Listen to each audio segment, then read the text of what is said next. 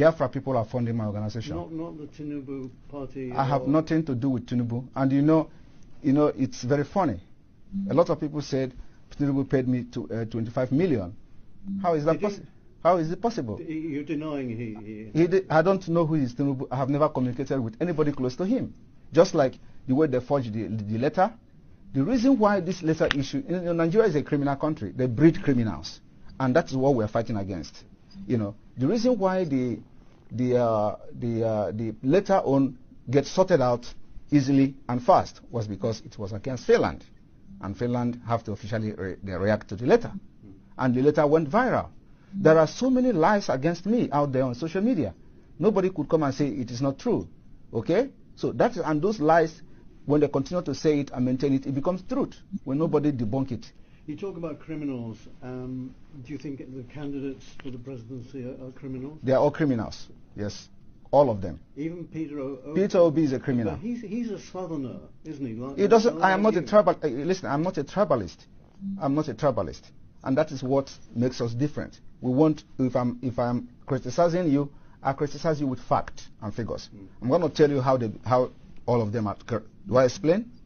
One, starting from Atiku. Atiku was indicted in the United States for money laundering. He's a criminal. How do you think if Nigeria is a United States, Atiku will come back and start contesting with the criminal record he has to have for money laundering? Tinubu was indicted in the United States for drug pushing. The records are there, so it's criminal. Nigeria is being ruled by criminals, and they breed criminals. Peter Obi his name was in Pandora. He didn't deny it. It's also the part of international money laundering crime.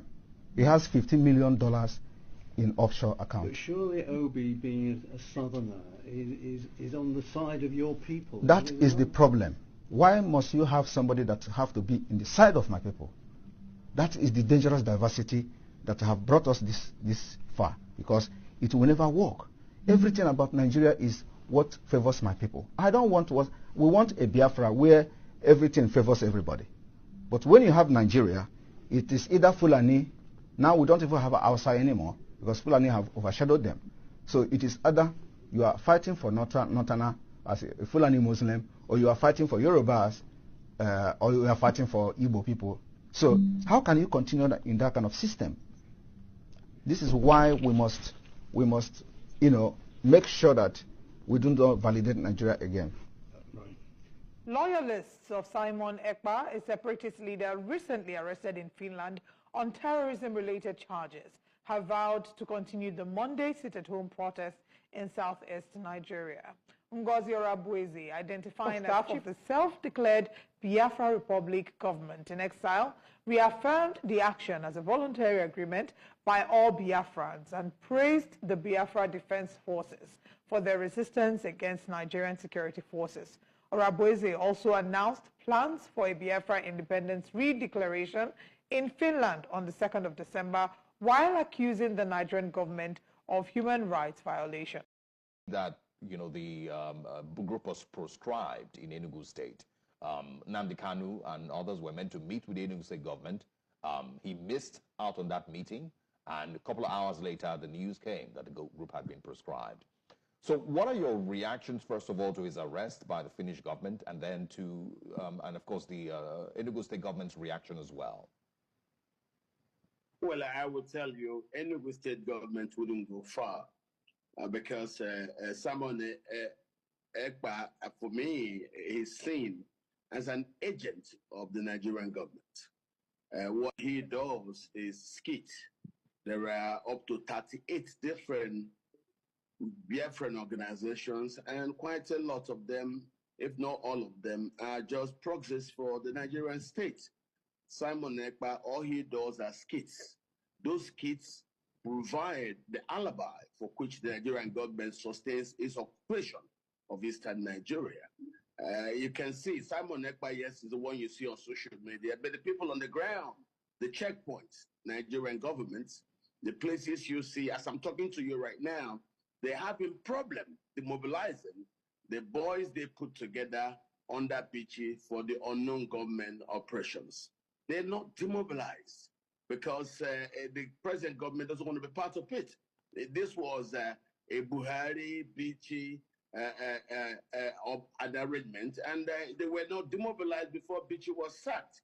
And this is a problem. So all these boys you call EKPA and the rest of them that make noise and make skits as pro-Biafra groups, they are simple vuvuzelas for the Buhari administration, for the Nigerian government, and nobody sees them doing any good for the Igbo.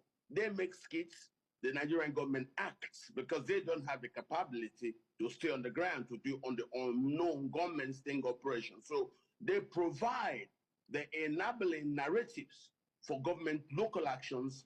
Are you saying, I mean, I need to understand what you're saying. Are you saying that the unknown gunmen, the violence in the southeast, those who have been enforcing the sit-at-home order, the violence that occurred in Anambra State about a week ago, where, you know, a few people were murdered, are you saying all of this, you know, is all seemingly orchestrated by the Nigerian government from the Buhari administration till now? Primarily, the bulk of it, I have said severally since on television, is the Nigerian government.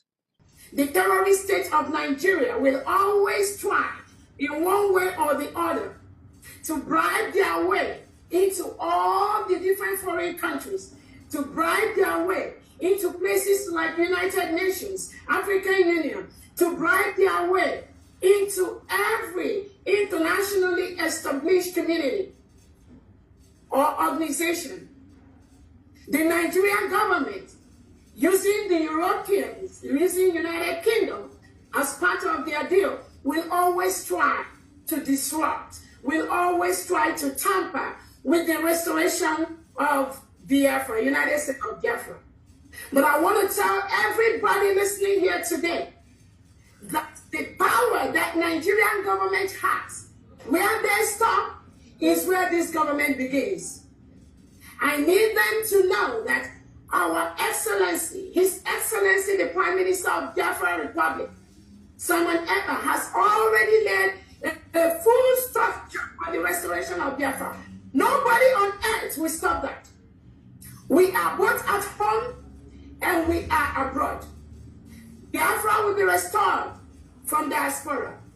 Our leader, Nnamdi Kanu, has laid the structure by introducing His Excellency Simon Ekpa to be in charge of this ship where we are right now. And that ship is on course. Our leader Nnamdi Kanu, or you all should remember, he is with the Nigerian DSS today because of what we are doing. Our leader Nnamdi Kanu has said, instead of Biafra not to come, Nigeria will be burned to ashes. And I promise you today, instead of Biafra not to come, we, every single individual in Biafra government, in all the structures that our PM has laid down, we will burn Nigeria down. And any country, both international and in homeland, that tries to tamper, that tries to intervene, that tries to stop this restoration, that country will get the brunt of Biafra. It is no longer news that Nnamdi Kanu, the leader of the indigenous people of Biafra, a group agitating for separation, is still in the custody of the federal government of Nigeria. Also, pro-Biafran agitator Simon Ekpa was also arrested in Finland for alleged terrorism-related activities and some droppings of money laundering. Is scheduled to face charges in May 2025, according to the Finnish authorities. Simon Ekpa, prior to being a Finnish citizen, was a Nigerian. A senior detective superintendent at Finland's National Bureau of Investigation, Mikko Lauksonen, confirmed via email to a Nigerian newspaper that the district court had set May 2025 as the deadline for prosecutors to present possible charges against Simon Ekpa. Now, there are concerns from certain quarters And this concerns ranges from the performance of foreign investigators. I'm talking about police or secret service. They do not operate without evidence. Before they take you to court, they will at least have close to 90% evidence against you to make sure that they win in court. Why? Because their duty, their job, and integrity and winning is tied together. So it is important, paramount to them, to have built up a case against you, to have spoken to their own legal representatives or legal officers, because they have lawyers too, as part of their secret police. They must have done due diligence. So that's where the issue is, the fear is. The Finnish government had announced last week the arrest of Simon Ekpa alongside 4 others on suspicion of terror-related activities, including incitement to violence and terrorism financing. Finnish police confirmed that Ekpa, described as the self-proclaimed prime minister of the Biafra Republic government in exile, allegedly used social media to promote violence in the southeast region, targeting civilians and authorities. According to local publication YLE, Simon Ekpa was remanded in custody by the Payat Ame District Court on charges of public incitement to commit a crime with terrorist intent. The publication reported that the Finnish Central Criminal Police confirmed the arrest in a statement last Thursday, noting that the other suspects were apprehended for allegedly financing terrorist activities. Now, giving an update on the case in response to Punch newspaper inquiries, Detective Lak Sonnen noted that the investigation was ongoing and no further details could be disclosed. What does that mean? We cannot give to you more. Why? Because we need this information to be used come next year. So we will not be giving you guys more info. Asked when Simon Ekpa's case would come up in court, he repeated, due to the ongoing investigation, no further details can be disclosed. But there is a possibility that the charges that have been brought against him by the prosecution will be set by the district court on May 2025. So it's going to be a rough journey. There is a difference between the Nigerian government arresting you like that of Nnamdi Kanu and persons that are pro-Biafra or those who are not comfortable with what's happening in Nigeria or people who want cessation. They might say this is disrespect of the rule of law. The rights of Nnamdi Kanu is being molested, is being disrespected and all of that. But when it comes to foreign countries that most Biafrans will embrace and speak positively about, saying this is a country where the rule of law exists. This is a country where things are done right. Now you understand why I said this is going to be difficult. It's going to be very, very, very, very difficult. Why? Because they do not go in without having at least 90% evidence to try you in court. Now, still don't give up. I'll give you an example when I'm getting to the end of this update or this analysis, so you understand that not every works that way. Now, the Finnish authorities may request re-evaluation after 2 weeks. So all of this that has been presented, I'm sure that Simon Ekpa has also gotten his lawyers working, and there might be re-evaluation. According to them, in a basic situation regarding the remand, the next possible hearing can be held no earlier than 2 weeks from the previous hearing should the parties in question seek for the matter to be evaluated by the district court. This is what Laaksonen explained. The case has drawn significant international attention, we all know, with Finnish authorities confirming the cross-border cooperation, saying that this is integral to the investigation. However, officials have refrained from providing further information about the nature or extent of the international collaboration. International cooperation is part of the investigation due to the nature of the case, but they are not going to comment further. Now, Simon Ekpa became known for his calls to boycott Nigerian 2023 general elections. In fact, that's when people started looking into his direction, the government of Nigeria, not because they didn't really see him back then, but they felt he was trying to gain followers or gain support from the DOS that were against him, or gain support from IPOB members. But it became much more louder, although things already had started with the sit at home that he came up with. Reports were coming up about certain persons or grandmothers that were dealt with because they had to go to the hospital. No, people were beginning to be kind of angry. Why? Majorly because of Nnamdi Kanu's condition. Nnamdi Kanu is in the custody of the DSS, the Nigerian government, and the way he was brought in, the circumstances surrounding it, it got a lot of IPOB members worried, and they felt Simon Ekpa is becoming too loud, and that Simon Ekpa needs to understand, he needs to learn how to fight, that there are times that you retract, there are times that you withdraw your weapons, your arsenal. You don't need to show your attacker or show whoever that you will constantly want to fight. That you need to pull back at times to show weakness. And at this time, they felt that this is important. But Simon Ekpa felt if he is to keep quiet, that fire of Nnamdi Kanu and the push for IPOB, Biafra, will die off. Well, it is what it is.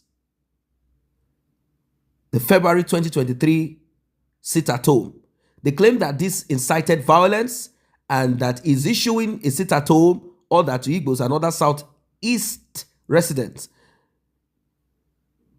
Well,